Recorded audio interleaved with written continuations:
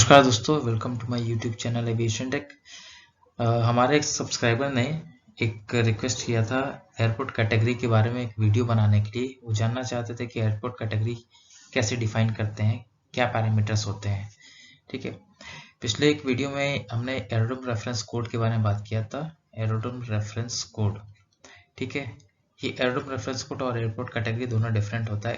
Aerodrome reference code होता है हमारा रनवे के लेंथ के ऊपर डिपेंड करता है और क्रिटिकल एयरक्राफ्ट कौन सा वहां लैंड करता है उसके ऊपर, ठीक है। और एयरपोर्ट कैटेगरी जो होता है हमारा फायर फाइटिंग का जो कैपेसिटी है उसके ऊपर।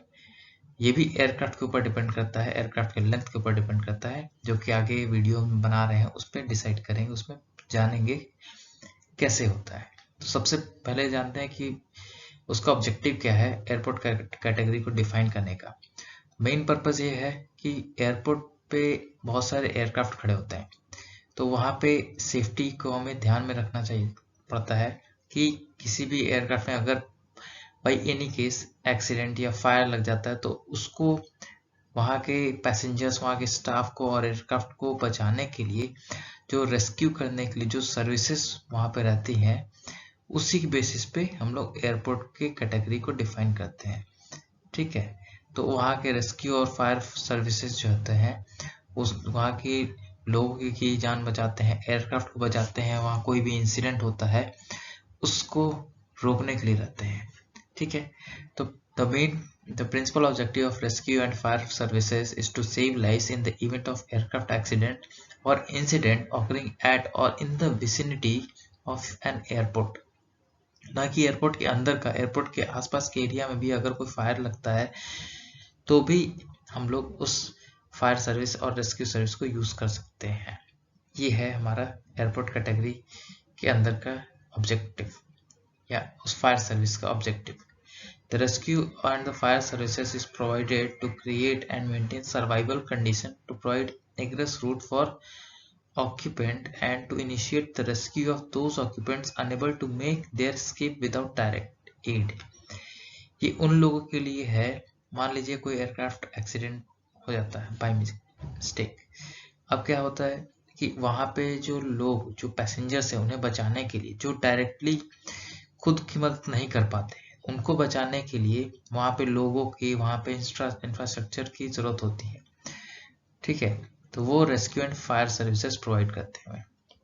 सबसे इंपॉर्टेंट फैक्टर क्या होता है फायर सर्विस में bearing the effective rescue survival में, कि वहां पे जो स्टाफ है वो ट्रेनिंग वेल ट्रेंड हो, इफेक्टिवनेस ऑफ द इक्विपमेंट, जो इक्विपमेंट्स लगे होते हैं बताते हैं और क्या क्या इक्विपमेंट्स वहां पे रहते हैं, और speed with which the personnel and the equipments designated for rescue and firefighting purpose can be deployed।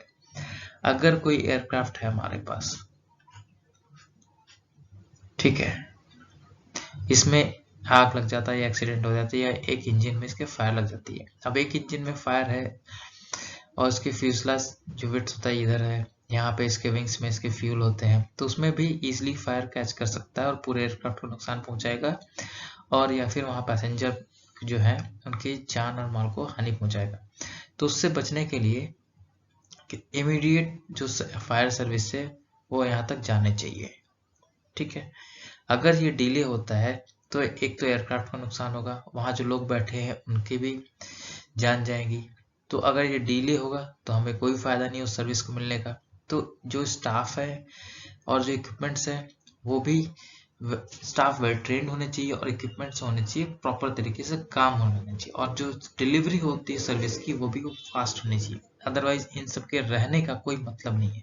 जो इक्विपमेंट्स हैं, जो एम्बुलेंस होते हैं या फायर फाइटिंग इक्विपमेंट्स होते हैं, जो CFT होते हैं, उन सब के रहने कोई मतलब नहीं है अगर टाइमली डिलीवरी ना हो सर्विसेज के। तो अगला देखते हैं कि एयरपोर्ट कैटेगरी को डिफाइन कैसे करते हैं और क्या पैरामीटर्स होते हैं। The level of protection to be provided at an aerodrome should be based on the dimension of an aeroplane normally using the airport for the frequency of operation. Okay, अगर कोई aircraft है इसके dimension के ऊपर depend करता है।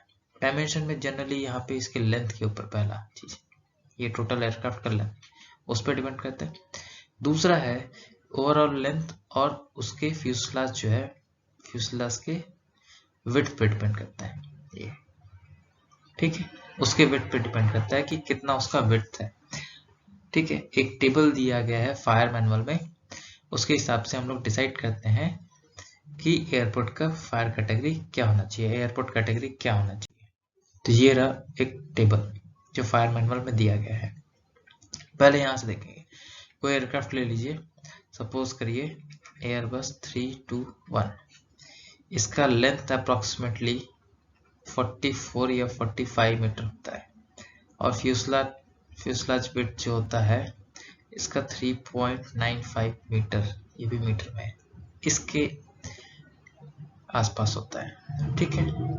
तो पहले लेंथ देखेंगे 44 या 45 के आसपास, ये किस में लाई करेगा, ये 39 से लेके 49 तक बीच में आएगा, ठीक है, 7, ठीक है, ये कैटेगरी फुलफिल हो गया। अब इसी कैटेगरी में देखिए क्या फ्यूसलाज का मैक्सिमम विड्थ हमारा 5 मीटर से कम है, हाँ, ठीक है, ये सही है।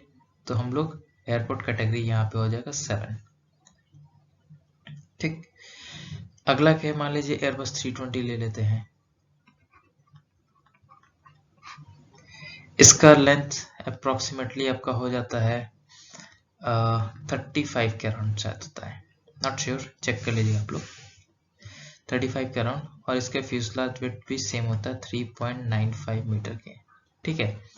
तो फ्यूसलाज लेंथ देख ली 35 की मीटर के आसपास, किसमें आएगा, इस वाले में, इस जोन में 28 से लेकर 39 तक, ठीक है। तो ये वाला हो गया, और इसका फ्यूसलाज विड्थ 3.95 ही है, तो इसमें मैक्सिमम विड्थ हमारा फ्यूसलाज का 5 मीटर है, तो ये वाली कैटेगरी हमारी सूट कर जाएगी, यानी उस टाइम पे 6 कैटेगरी मेंटेन करने का, ठीक है। एक इसमें नोट हम लोग देखें क्या है कंडीशन, कि अगर किसी एयरपोर्ट पे कोई एक एयरक्राफ्ट है जो लैंड करता है या फिर उसका मूवमेंट होता है, ठीक है, 700 से ज़्यादा है, ठीक है, तो उस केस में जो हमारा हाईएस्ट कैटेगरी यहाँ से निकल के आता था उसी को मेंटेन करेंगे, ठीक है। अगर ये मूवमेंट, और ये मूवमेंट कितने टाइम में होना चाहिए, कंसेक्यूटिव 3 मंथ्स का काउंट लेंगे, अगर इस कंसेक्यूटिव 3 मंथ्स में ये काउंट 700 से कम आता है, लेस देन 700, ठीक है, तो लेस देन 700 से आता है, 700 से कम आता है, तो उस केस में हम लोग फायर की कैटेगरी उससे स्लाइटली कम कर सकते हैं। मान लीजिए कि उस पहले केस में आता था, फ्यूसलाज विड्थ के केस में 39 से 49 के बीच में आता था लेंथ, और फ्यूसलाज विड्थ 5 से कम आता था, कैटेगरी 7 मेंटेन रहता था, लेकिन हमारा मूवमेंट कम है, उस केस में हम लोग 700 से मूवमेंट कम है कॉन्सेक्यूटिव 3 मंथ्स के लिए, तो कैटेगरी 6 भी मेंटेन कर सकते हैं, ये कहा गया है ये नोट में, तो इसको एक बार पढ़ लीजिएगा आप लोग, ये नोट। अगला है, ये जो पहला कैटेगरी बताया था वो कमर्शियल एयरक्राफ्ट जो कि पैसेंजर को कैरी करते थे। अगला जो कैटेगरी है वो कार्गो के लिए है, जैसे हमारे पास कार्गो भी एयरक्राफ्ट होते हैं जो पैसेंजर्स को कैरी नहीं करते हैं, सिर्फ और सिर्फ हमारे गुड्स को ट्रांसपोर्ट करने के लिए यूज होता है, तो उस केस में हमारे कैटेगरी स्लाइटली डिफरेंट हो जाते हैं, ठीक। अगर एरोड्रोम कैटेगरी या एयरपोर्ट कैटेगरी हमारा 4 है, तो उस केस में हमारा कार्गो अगर एयरक्राफ्ट अगर आता है, ठीक है, तो उसका भी 4 होगा। अगर वहाँ पे एयरपोर्ट कैटेगरी 6 है, ठीक है, तो उस केस में अगर कार्गो एयरक्राफ्ट लैंड करता है, सब कुछ डायमेंशन सेम है, तो हमारा एयरपोर्ट कैटेगरी 5 हो जाएगा, ठीक है।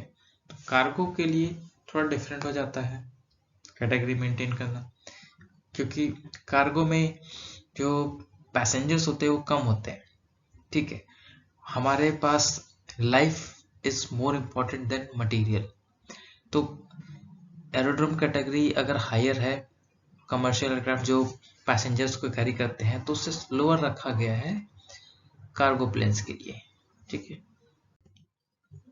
तो minimum number of airport rescue and fire fighting ambulance and personal protective equipments कितने होने चाहिए ये हम लोग देख लेते हैं। अगर एयरपोर्ट कैटेगरी या एरोड्रोम कैटेगरी हमारे पास 1 है, तो CFT हमारे पास 1 होने चाहिए, एम्बुलेंस 1 होने चाहिए, ठीक है। जैसे और फिर अगर एयरपोर्ट कैटेगरी 4 है तो उस केस में भी CFT हमारे पास 1 होना चाहिए और हमारे पास एम्बुलेंस भी 1 होना चाहिए।